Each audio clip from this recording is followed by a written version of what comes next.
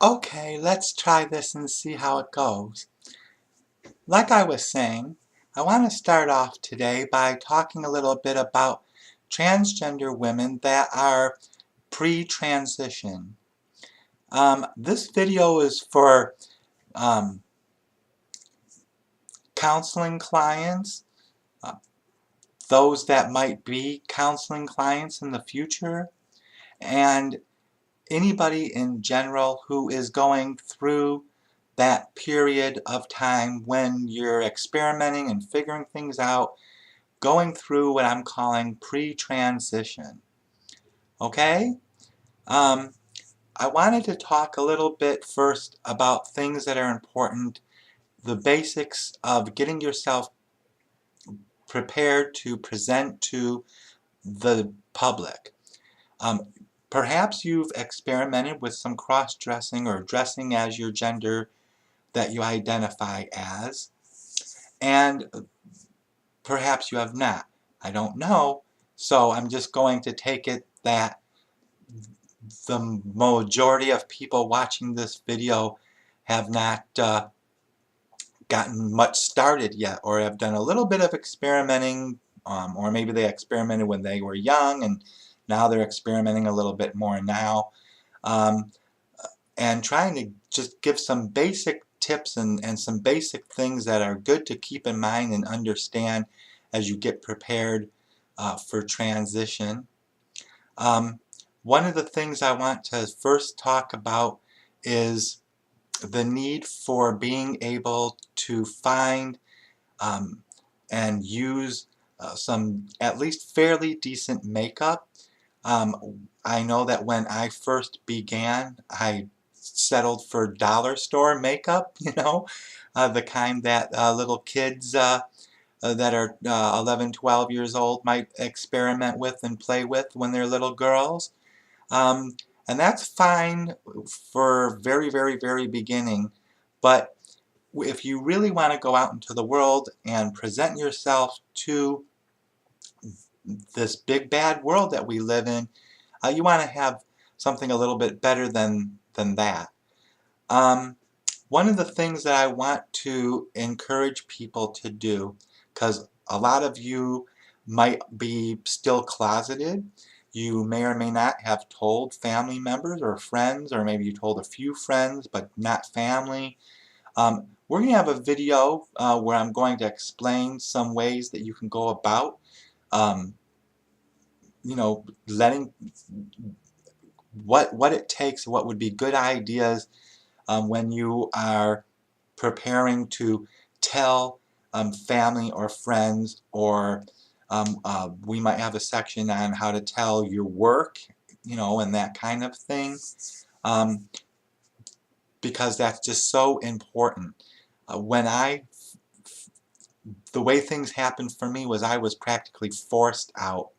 And I'll tell a long story about that someday that's rather humorous and yet still educational, on how my personal uh, life took place when I um, came out to the world. But for now, I just want to talk about some points in general.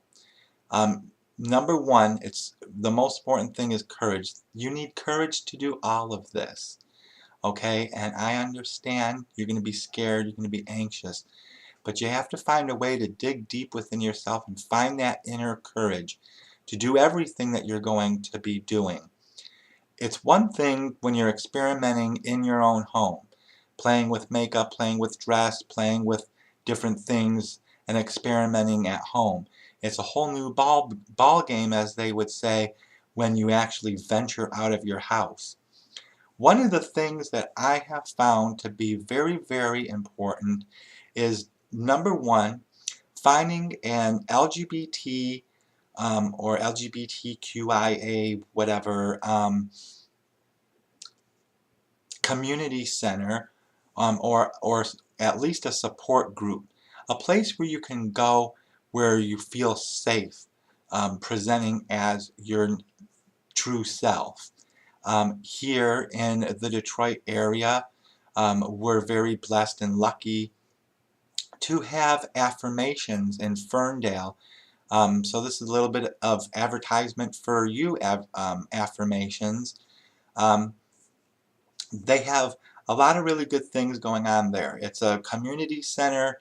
They have activities all the time for people that are LGBT. Um, and they have counseling available there. Um, there's a ton of different support groups. Lots of good things happening there. And since it's a relatively big building with 3 stories, there's a basement, a main floor, and an upstairs. There's plenty of room for you if you want to go and practice walking around and just getting used to being somewhere outside of your home. A good place where you can take a bag or clothes with you, or whatever female attire or things that you, accessories or things you might have. You know, there's not dressing room, but bathrooms and places where you can change and put on makeup and things. So it's really excellent for you that are living in the Detroit metropolitan area to look it up online, Affirmations in Ferndale. I would highly recommend getting out there, getting to support groups, and going there for a place to, well, like I first started, a place where you can really practice and be yourself without fear of anything. Um, for those of you that live in areas where you don't have a community center, or maybe there's talk of one getting started, but nothing quite yet, you're going to have a little bit of a more difficult time, because you're going to have to go out into the world on your own, unless you happen to meet some other transgender people that you are friends with, perhaps through Facebook or one of the support groups online. You might be able to make friends with someone that lives in their area, and maybe you can get together with a friend or two and be supportive of each other, and that would help to give you courage to get out as well. But even if you can't do that, I strongly encourage people to try and get out in public, because you know what? This could be a controversial issue, but this is how I feel about it. We transgender women have been in the closet um, for 10,000 years, 100,000, however long there's been human beings, and however long gender dysphoria has been a part of the human race. And this century, this 21st century, has brought about a lot of positive changes for us. And we need to take advantage of the fact that this is the best time ever in the history of the world to be transgender. Now, you might disagree and say, oh my God, all these horrible bathroom laws and Congress fighting about this and states with these laws to discriminate against us. It's horrible out there. But believe me, it's a lot better than it used to be. In fact, just a few decades ago, a person could be arrested for being dressed up as a woman and out in the world, or out in the street, or whatever, and go to jail. And I don't believe those are the laws in most cities or states anymore. However, there could still be some on the books that law enforcement could use against us. So we are still going through a lot. We still have a long way to go, but I still think that it's better now than it has ever been. And the time to come out is now. It really is. The more that you come out, the more exposure you get, the more experience you get out in the world, the better off you're going to be. So please consider moving forward. They say, okay, everybody goes through their own transition at their own speed, and we're all individuals and unique. And I'm 100% in agreement with that. But I do encourage people to take steps forward versus taking steps back. I've heard a lot of stories, and perhaps you have too, about, you know, a lot of trans women who have purged their stuff, thrown it away, burned it, got rid of it, figuring I'm never going to do that again. And then they, down the line, go back to it. And some people might do that several times over the course of a lifetime. But this is a good time right now to make a commitment that you're not going to do that anymore. I mean, really, if you, if you are truly a transgender person with gender dysphoria, the time has never been better to take some steps and move forward and keep going forward, because if you go back, there's a good chance you will regret it. Okay? Now, putting that aside for now, because we can always get back to that topic, let's assume that you're somebody that wants to keep moving forward and taking those steps forward, okay, towards transition. I think that it's important that we cover and go over just some of the basic things that I think are important to get you prepared for just going out into the world and presenting yourself. Because presentation is so important, you know.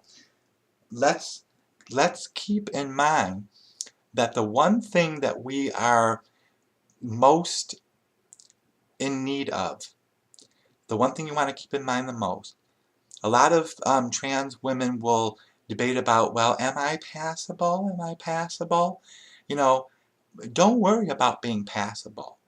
One of the things that I will say, and I'll say it 1,000 times if I have to, is it's very rare to find passable transgender women that are going to be 100% passable.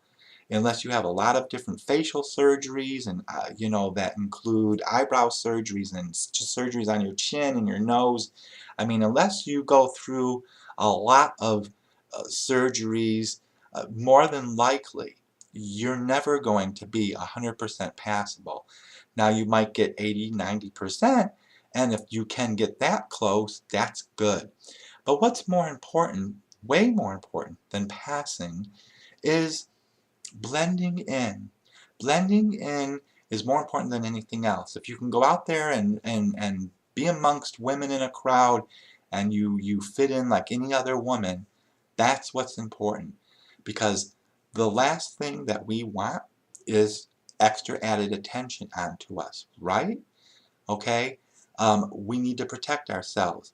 Transgender women are getting raped, hurt, and killed every day, right? Okay? And if you don't want to be one of those people, one of those victims, the more you blend in, the better off it's going to be for you. Okay? So I'm going to talk about things that I believe in.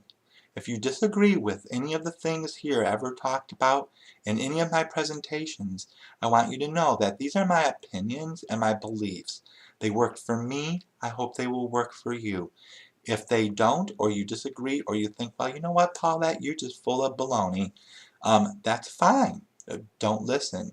But for those of you that are open to what I have to say, and this is fitting in with you, then I say, hey, you know, welcome. Welcome to my presentations, and I hope you keep watching.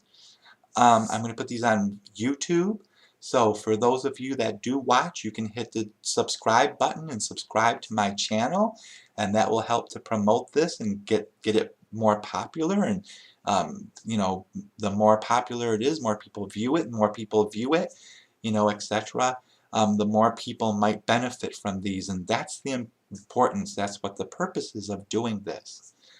Okay, so I'm going to take a break from this now, and when I come back, I'm going to talk a little bit about applying makeup and the importance of doing it well, doing it good, you know, doing a good job of it. Okay, another thing to keep in mind, when I do these presentations, 90% of it is winging it. I'm an improv person, and so you might find me with a lot of ums and hesitation from there time to time. But you know what? I think that's better than if I had a script in front of me and just read off of a script. So that's the way I do these. Okay? All right. Bye-bye.